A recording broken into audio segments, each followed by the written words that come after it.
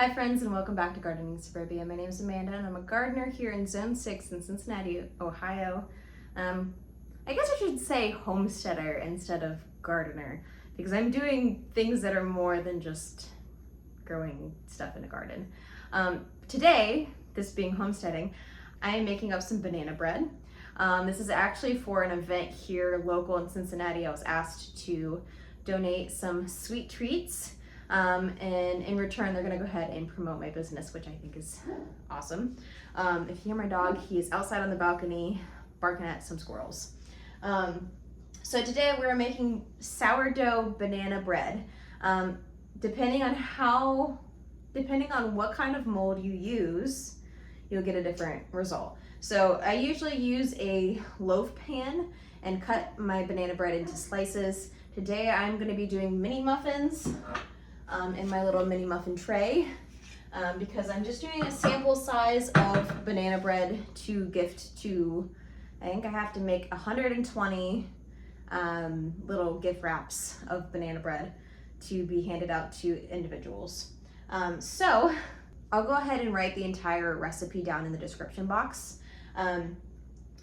This recipe does have baking soda, and baking soda is the leaven. So usually sourdough recipes, the leaven would be the sourdough. In this case, the baking soda is acting as a leaven. So my sourdough is not at complete 100% peak because I got home a little later today. But it's going to still give it that beautiful sourdough flavor. It's not going to be quite as tangy as if it had a bulk ferment. Because the longer that sourdough sits and ferments, it's gonna get that sour, signature sour flavor. This banana bread recipe is one of my absolute favorites. I will typically, if I'm making this for myself, I'll go ahead and actually pre-slice everything and then individually wrap them, pop them into my freezer, and then when I want a sweet, like ice creamy treat, I'll go ahead and take that sourdough banana bread out of the freezer and eat it fresh out of the freezer. It's gonna be cold, but it's still gonna be chewy enough that you can bite it. It's not gonna be rock solid. But let me stop blabbering. Let's go ahead and make this recipe because it is so good.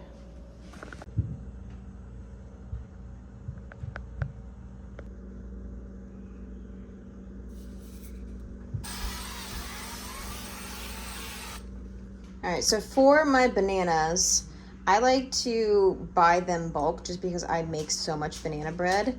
Let them get really ripe and then blend them up and freeze them into my pre-packaged weights that I need for this recipe. So I need 750 grams.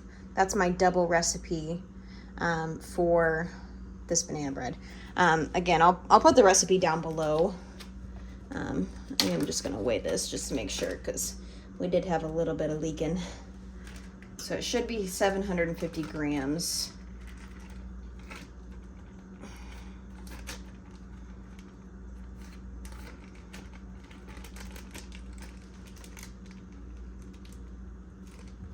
That is close enough. We got 746. For this first portion of the recipe, we're gonna go ahead and cream together the bananas, sugar, vanilla, and then just make sure that it's really well incorporated.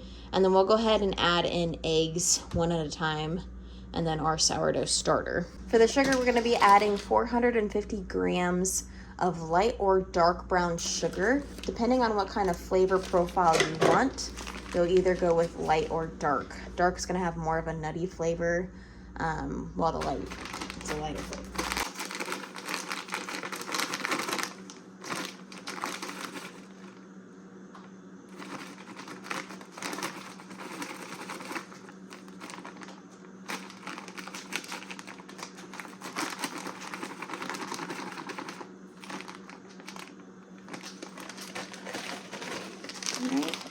And then we need 1 tablespoon of vanilla extract. I have a giant jug of vanilla extract. This is home brewed. This one is just my vodka with vanilla beans. This has been sitting for quite a while, so it has a very pungent, delicious flavor. And I usually eyeball my vanilla extract for about 1 tablespoon. We'll go ahead and just take this off the scale and give this a good mix.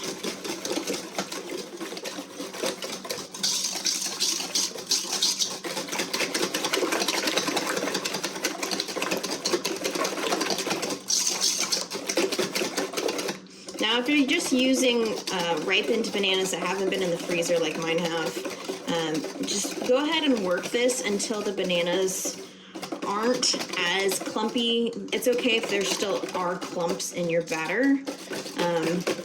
Being that mine were frozen, they kind of liquefied quite a bit, so it's a lot easier to work with, especially when you take them out the morning of to thaw. All right, so my batter comes together quite quickly because those bananas were frozen. All right, so now we are going to be adding in 4 eggs, 1 at a time.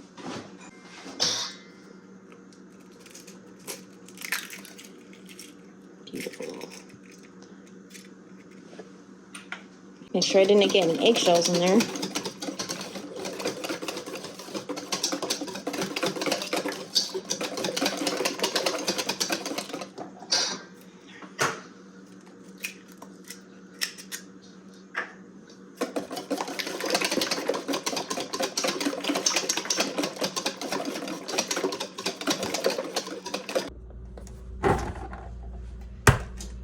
Egg number 3.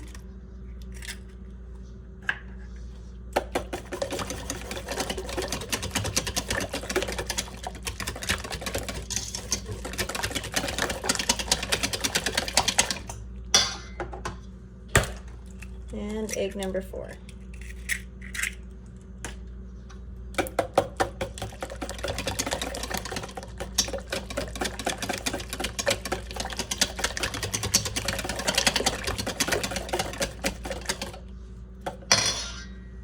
Totally forgot to film. So I added 200 grams of sourdough starter to this bowl. And I'm gonna go ahead and actually mix this in so that it's well incorporated before we start adding in our milk and our oil. Because once we add those guys in, we really wanna make sure that we're not over mixing, because it can make the dough or the bread a little more dense. We really want this to be nice, light, and fluffy. So the next step is to sift together our flour, our baking soda, and our salt. Really want to sift it together to make sure everything's well incorporated, and so we're not getting a weird clump of baking soda here and a big portion of salt over there. So I'm going to grab a different bowl, sift those guys together, make sure we get good measurements of everything, and then we'll be on to the next step.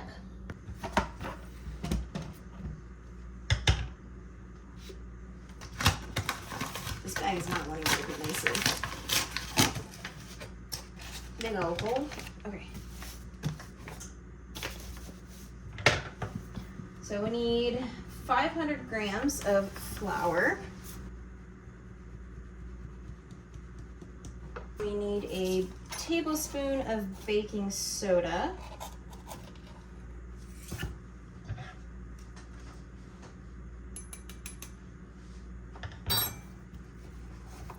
And a half teaspoon of sea salt.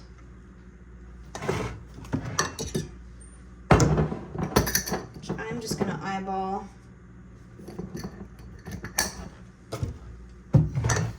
All right.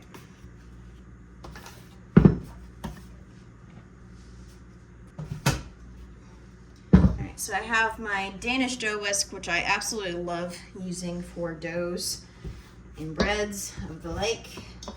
And we are just going to slowly work in batches and adding in this flour. So I'm probably going to do about a third.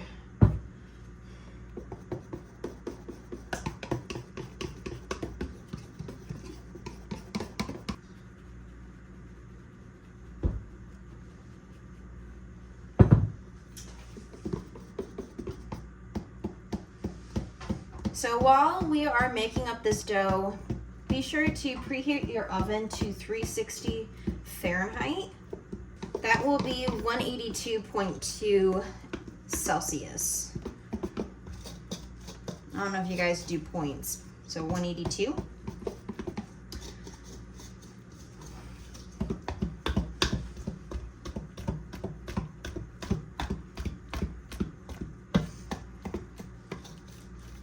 So typically when I make a loaf of this bread, it takes a little over an hour, about an hour 15, hour 20 to completely bake it through.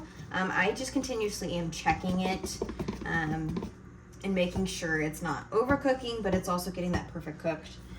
So with muffins, it definitely takes way less time because there's less density, there's less dough that it's having to cook through. So I'm expecting these to take about 10 to 12 minutes, but I will definitely be checking in on them, and I'll let you guys know how long these mini muffins take to bake. All right, so now our flour is added.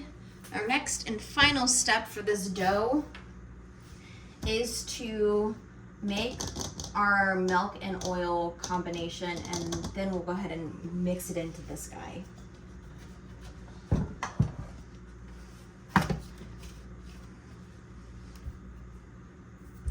So I could use this, or I can use my scale to get the milliliters. I need 250 milliliters of a neutral flavored oil, so that's going to be canola, sunflower, avocado, or grapeseed. I use canola just because it's the easiest one to obtain. And then we're going to do 120 milliliters of milk. So that is, if you're doing a single recipe, that's a half cup of oil and a quarter cup of milk. So I'm going to start with the milk. We need 120 milliliters.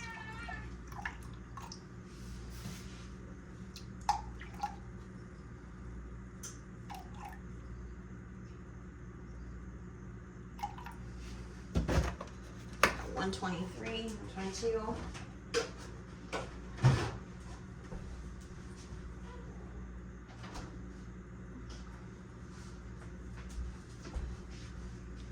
And then we need 250 of our oil.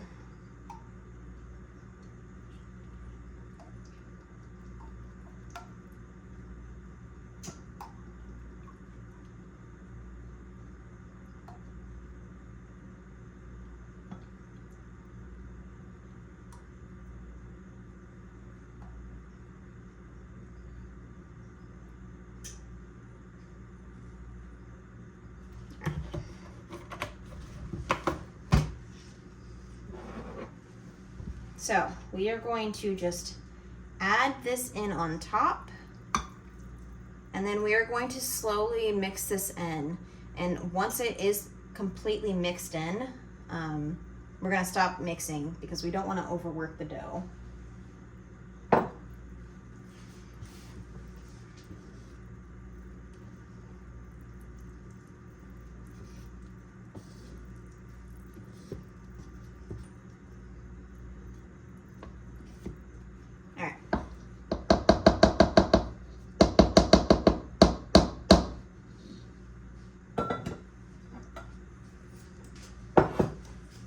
So I'm actually going to use my Pyrex here so that I can have an easier time filling up this muffin tray.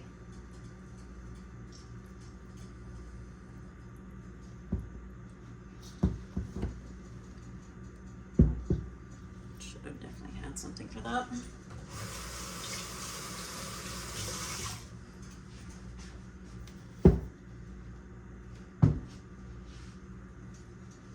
We already sprayed this with some avocado oil.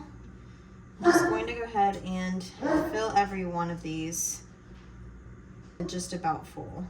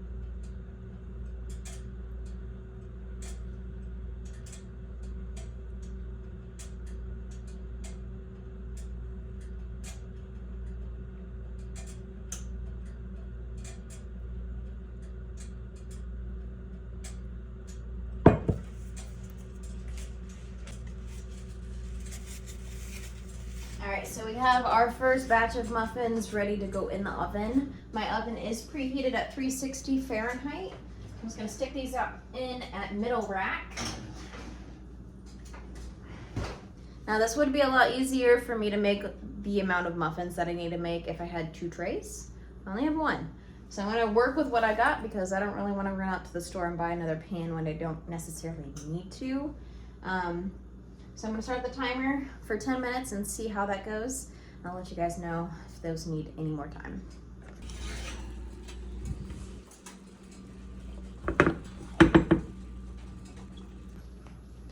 All right, so the mini muffins ended up taking about 15 minutes. I'm sure it's gonna be different with every person's oven.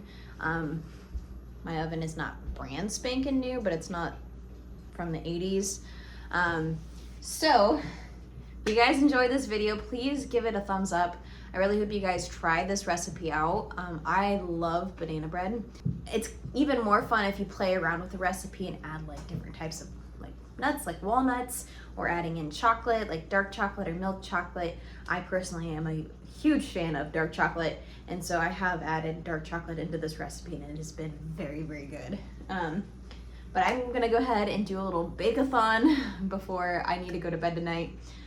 Thank you guys so much for joining me. If you want to watch any of my other content, I'll go ahead and throw another baking video up here for you to enjoy until my next upload. But until then, thank you guys so much for joining me, and I'll see you guys in the next one.